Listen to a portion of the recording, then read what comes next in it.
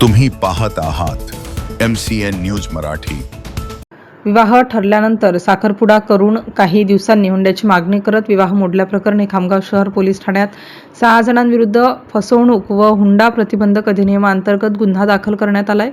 या प्रकरणी मुलीच्या वडिलांनी दिलेल्या तक्रारीनुसार त्यांच्या मुलीचा विवाह आरोपी कपिल सिद्धार्थ धांडे याच्याशी ठरला होता। 1 नोव्हेंबर 2025 रोजी खामगाव येथील एका हॉटेलमध्ये दोन्ही कुटुंबियांच्या उपस्थितीत साखरपुडा पार पडला। मात्र त्यानंतर 8 ते 10 दिवसांनी आरोपींनी हुंड्याची मागणी केली। ही मागणी मान्य न केल्याने विवाह मोडून फिर्यादी व त्यांच्या मुलीचा विश्वासघात करत फसवणूक केल्याचा आरोप तक्रारीत करण्यात आला आहे। या प्रकरणी कपिल सिद्धार्थ धांडे, सिद्धार्थ मनाजी धांडे, जिजाबाई सिद्धार्थ धांडे, कमला रमेश शिंगडे, सुलक्षण उर्फ सोनल विजय पानपाटील व सुरेश वामन तायडे यांच्या विरुद्ध गुन्हा दाखल करण्यात आला आहे। पोलीस पुढील तपास करीत आहेत। MCN न्यूज मराठीकरिता शेख अजीज मोहम्मद, खामगाव।